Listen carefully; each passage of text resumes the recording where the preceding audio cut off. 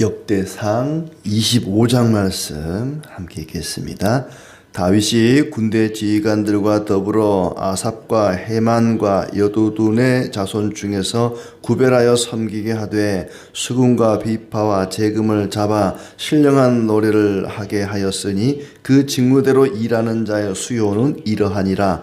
아삽의 아들들은 삭굴과 요셉과 느다냐와 아사렐라니 이 아삽의 아들들이 아삽의 지휘 아래 왕의 명령을 따라 신령한 노래를 하며 여두둔에게 이르러서는 그의 아들들 그달리아와 스리와 여사야와 시므이와 하사바와 마띠디아 6사람이니 그의 아버지 여두둔의 지휘 아래 수금을 잡아 신령한 노래를 하며 여호와께 감사하며 찬양하며 헤만에게 이르러는 그의 아들들 붓기야와 mat다냐와 우시엘과 스부엘과 여리목과 하나냐와 하나니와 엘리아다와 깃달디와 로암디엘셀과 요스부가사와 말로디와 호딜과 마하시옷이라. 이는 다 헤만의 아들들이니 나팔을 부는 자들이며 헤만은 하나님의 말씀을 가진 왕의 선견자라. 하나님이 헤만에게 14아들과 3딸을 주셨더라.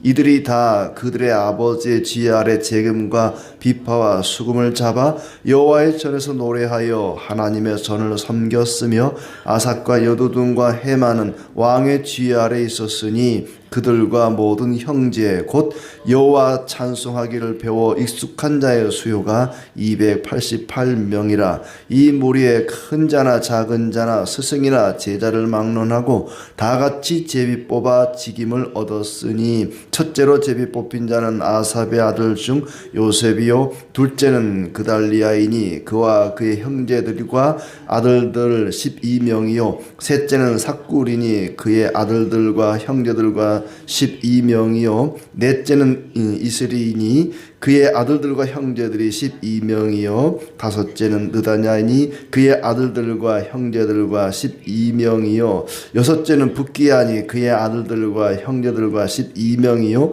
일곱째는 여사렐라니 그의 아들들과 형제들과 12명이요 여덟째는 여사야니 그의 아들들과 형제들과 12명이요 아홉째는 mat다냐니 그의 아들들과 형제들과 12명이요 열째는 시므이니 그의 아들들과 형제들과 12명이요 11째는 아사렐이니 그의 아들들과 형제들과 12명이요 12째는 하사바니 그의 아들들과 형제들과 12명이요 13째는 수바엘이니 그의 아들들과 형제들과 12명이요 14째는 마띠디아니 그의 아들들과 형제들과 12명이요 15째는 여레못이니 그의 아들들과 형제들과 12명이요 16째는 하나냐니 그의 아들들과 형제들과 12명이요 17째는 요스부가사니 그의 아들들과 형제들과 12명이요 18째는 하나니니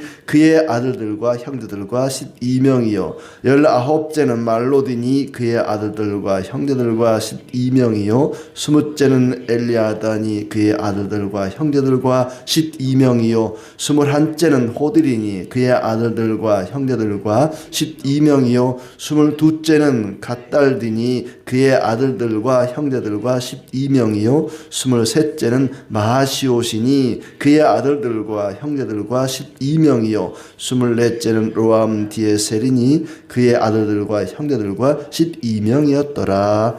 아멘. 오늘도 또 혀가 꼬이는 여러 이스라엘 사람들의 이름이 나오는데 이 족보 이야기가 초반에만 나온 줄 알았더니 또 시험 들게 하네요. 또 뒤에도 나옵니다. 문지기들도 나오고 이 레위인들 중에서 찬송하는 사람들의 명단입니다. 그러니까 288명 이름이 다 나온 건 아니고 각 찬양대의 리더하고 이제 그 외에 대원은 12명이었다 하는 얘기인데 앞부분은 이제 7절, 8절까지는 리더들만 쭉 나왔고 그 뒤에 9절부터 마지막 절까지는 이제 1조부터 24조까지 이렇게 리더와 12명이 있었다 하는 얘기를 하고 있습니다. 성전이라고 하는 것이 건물만 덩그러니 지어진다고 되는 건 아니잖아요. 그 성전 안에 들어가서 하나님을 찬양하고 예배하고 그런 어떤 성전을 운영하는 것이 필요한데, 이제 다윗은 성전 운영과 관련해서도 아주 치밀하게 준비를 했습니다. 아들 솔로몬이 성전을 건축하는 것도 준비했지만, 건축한 이후에 그 안에 들어가서 어떻게 하나님을 섬길 것인가도 아주 자세하게 준비를 해 놓은 아주 훌륭한 아버지요 또 왕인 것을 우리가 볼 수 있습니다. 1절부터 8절까지는 24명의 리더가 나오고 그들의 사역이 나오고 또 나머지는 24개 찬양대가 기록이 되어 있습니다.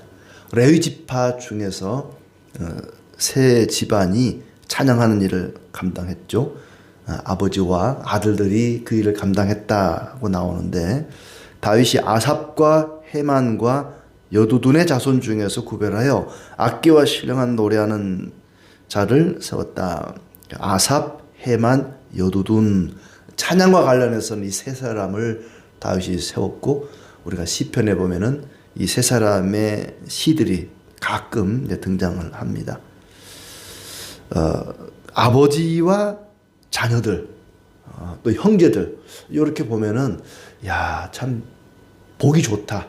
가족이 함께 아버지가 지휘를 하고 자녀들이 노래를 하는 아름다운 모습인 것 같아요.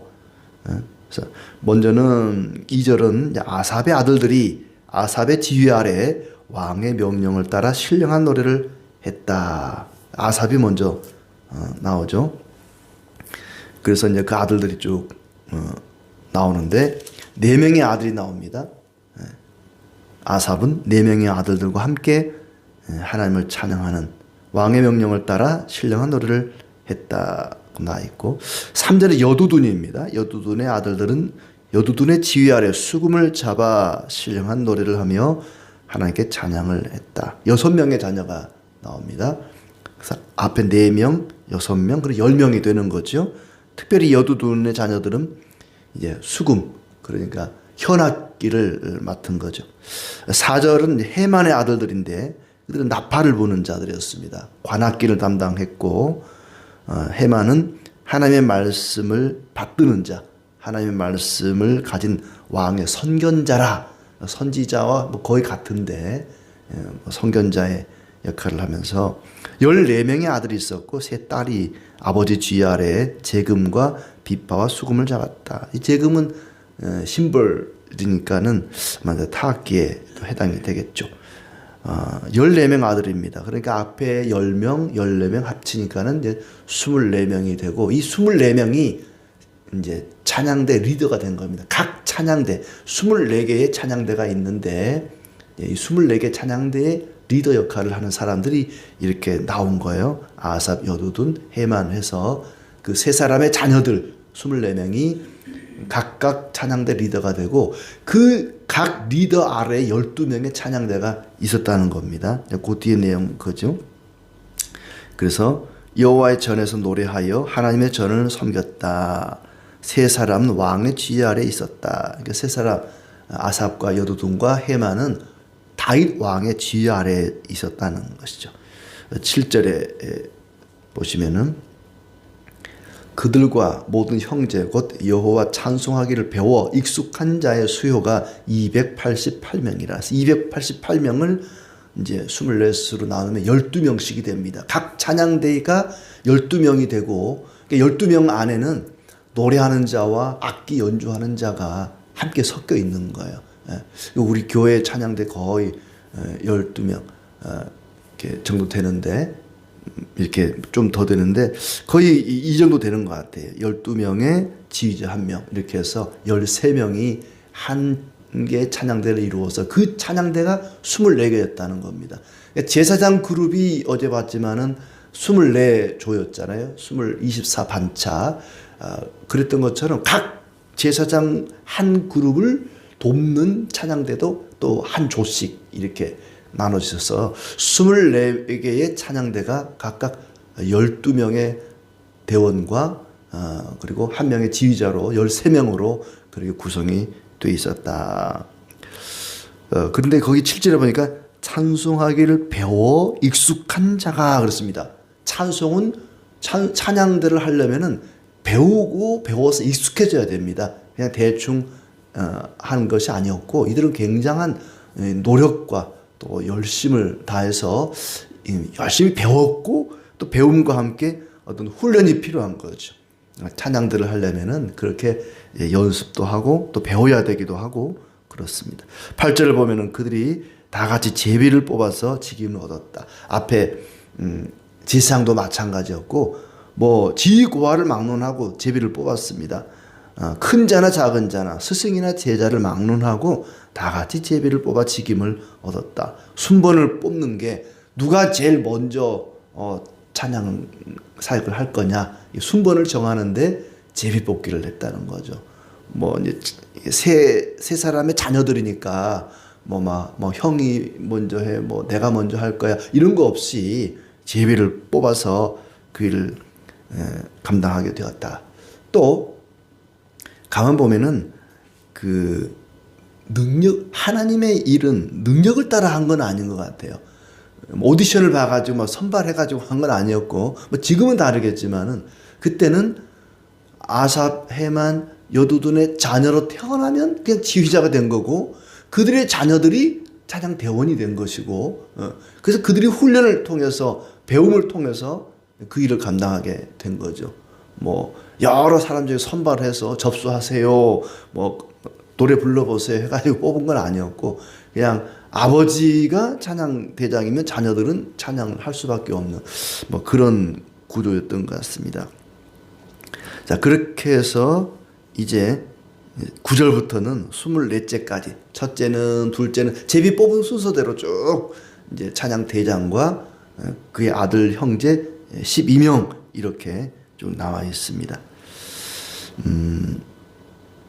성전을 건축한 다음에 찬양으로 봉사할 24개의 반차인데 한 명의 리더에 12명의 찬양대가 있고 그 12명 가운데는 노래하는 자와 악기하는 자가 같이 또 섞여 있고 아직은 성전 건축된 게 아니에요. 그렇죠?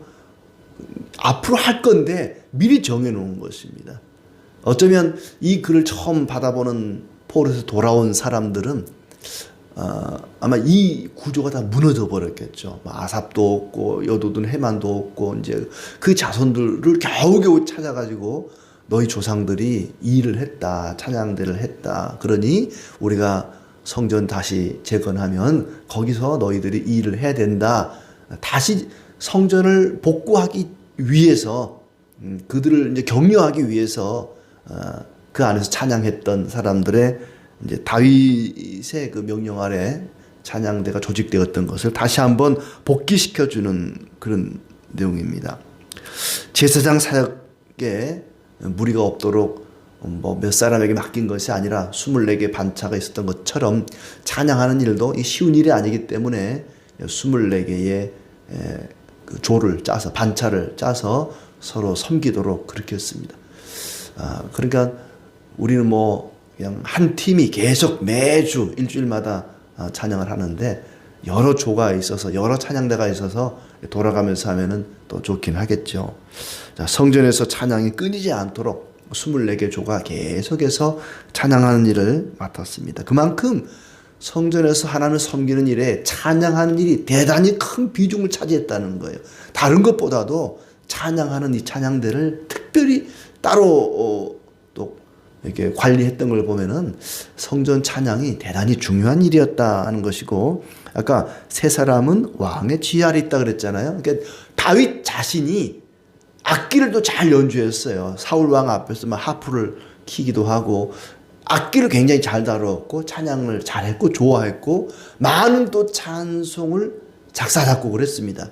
그게 시편, 대부분의 시편이 다윗의 시로 되어 있잖아요. 다윗 자신이 하나님을 찬양하는 그 찬양을 만드는 그런 사람이었고 또 굉장히 찬양의 어떤 전문가였고 그래서 이 세 사람을 직접 지휘, 지도할 만큼 그렇게 찬양을 중요시 여겼다 하는 것이고, 다윗이 그만큼 백성들에게 하나님을 찬양하고 감사하고 그 찬양을 통해 영광을 돌리도록 이끌었습니다. 사람이 그 노래를 통해서 희로애락을 표현하죠. 뭐 하나님을 찬양하는 것뿐만 아니라 세상 노래라는 게 보면은 자신의 어떤 기쁨과 슬픔을 노래로 표현하기도 하고 또 감사함과 즐거움을 노래로 표현하기도 하는데 유독 교회는 이 노래에 대해서 굉장히 비중을 많이 둡니다. 다른 종교도 다 노래가 있지만 대부분 그 찬불과 같은 경우도 절에서 노래하는 게 그렇게 오래되지를 않았대요. 교회에서 찬송가 하니까 그걸 따라서 찬불가 해가지고 자기들도 막 이렇게 악기도 연주하고 뭐 이렇게 찬양대처럼 찬불팀이라 그래야 되나 뭐 아무튼 그런 걸 만들어 하는데 그래 오래되지 않았다는 거예요. 근데 교회는 오래전부터 교회가 처음 시작될 때 구약 시대부터 하나님을 예배하는 일에 이 노래가 빠지지 않았습니다. 굉장히 중요한 비중을 차지했고 또 교회 지금도 교회 음악, 그럼 서양 음악은 뭐 거의 교회 음악이잖아요.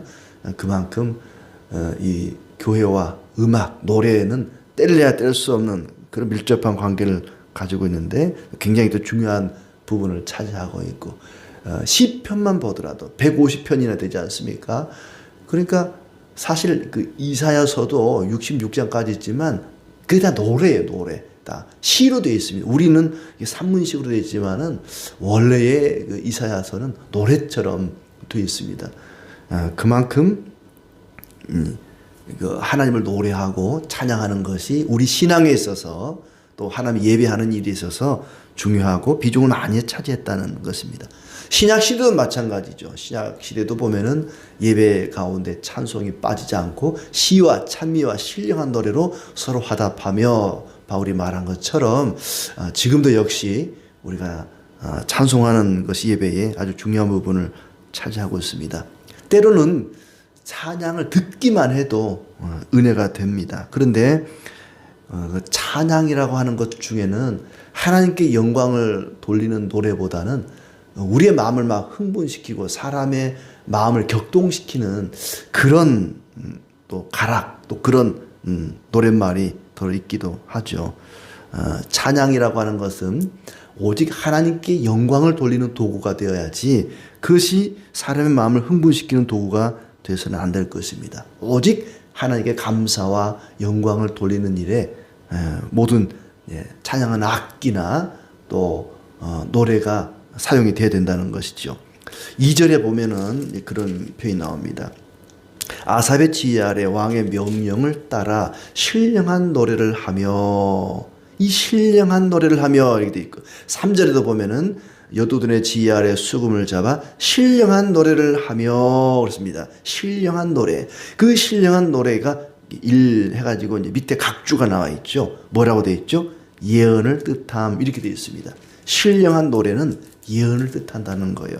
그러니까 신령한 노래라고 번역이 돼 있지만은 원래 번역은 예언을 하며 이렇게 돼 있다는 거예요. 악기를 연주하면서 예언을 했다는 거예요. 예언이라고 하는 것은 앞으로 일어날 미래 일을 미리 맞추는 그런 예언이 아닙니다. 이 예언은 하나님 말씀을 전했다는 거예요. 악기를 연주하면서 신령한 노래를 했다는 것은 하나님 말씀을 전했다는 거예요. 수금을 잡고 예언을 하겠어요? 수금을 막 이렇게 연주하면서 뭐 일주일 뒤에는 뭐 홍수가 날 것이며 이 예언하겠어요? 그런 예언이 아니고 예언을 했다는 예언이라는 건 하나님 말씀을 가리킵니다. 찬양의 내용이 뭐냐? 하나님 말씀이었다는 거예요. 그들이 하나님을 찬양할 때 그 노랫말은 하나님의 말씀을 선포하는 것이었습니다. 그러므로 지금도 마찬가지로 찬양의 가사는 곡도 마찬가지입니다. 가락도 마찬가지예요. 하나님의 말씀을 선포하는 것이 돼야 된다. 가사를 내 마음대로 지어서는 안 된다는 거예요. 찬양의 가사를 내 마음 내키는 대로 막 기분 따라서 그렇게 만드는 것은 옳지 않다 하는 것입니다. 하나님이 행하신 구원과 그분의 말씀을 가지고 찬양을 해야 된다. 부르는 것도 듣는 것도 그 부르고 듣는 걸 통해서 우리가 하나님의 뜻을 알고 하나님 말씀을 더욱 깊이 이해할 수 있도록 하는 것이 찬양이다. 찬양은 하나님이 어떤 분인지 하나님이 행하신 일과 그분의 속성과 그분의 말씀과 그분의 뜻을 더욱더 드러내는 것이 이게 찬양이다. 그러니까 찬양의 가사말은 하나님의 뜻과 은혜와 구원을 담고 있어야 됩니다. 그게 좋은 찬양입니다. 자신의 감정과 기쁨과 슬픔과 괴로움을 노래한다고 해서 그게 다 찬양이 되는 것이 아니라는 얘기죠. 사람의 넋두리는 찬양이 될 수가 없습니다. 제 기억 아주 어렸을 때 뭐 트라우마는 아닌데 그 기억에 어머니가 부엌에 부지깽이 두드리면서 술이 한 잔 드셔서 넋두리를 이렇게 읊었던 그런 기억이 있는데 막 자기의 괴로움을 그렇게 내뱉는다고 해서 그게 찬양이 될 수는 없다는 거예요. 찬양은 하나님의 말씀을 하나님의 뜻을 드러내는 것이 돼야 된다. 그래서 신령한 노래 수금을 연주하면서 예언을 했다. 신령한 노래를 했다 하는 말씀은 바로 그런 뜻이 됩니다. 하나님의 말씀과 그분의 어떠하심과 구원이 무엇인지를 고백하고 감사하는 것이 찬양이다. 자기 기분 푸는 것이 찬양이 아니다 하는 얘기입니다. 그것이 잘 나타나 있는 것이 바로 시편이지요. 자신이 당한 어떤 불행과 고통을 호소하면서도 또 원수들이 괴롭히는 것을 대해서 하나님께 간절히 호소하고 털어놓으면서도 하나님의 신실하심을 고백하게 됩니다. 예를 들자면 시편 63편의 3절 같은 경우에 주의 인자하심이 생명보다 나음으로 내 입술이 주를 찬양할 것이라. 이름으로 나의 평생에 주를 송축하며 주의 이름으로 말미암아 나의 손을 들리이다 하면서 하나님이 나의 괴로움을 어떻게 해결해 주셨는지, 내가 고통스러울 때 하나님이 나와 함께 하셔서 위로하시고 또 힘을 주셨으니 그 하나님을 내가 송축합니다. 찬양합니다. 이렇게 하나님의 뜻과 구원과 은혜를 담아서 표현하는 것이 그게 찬양이다.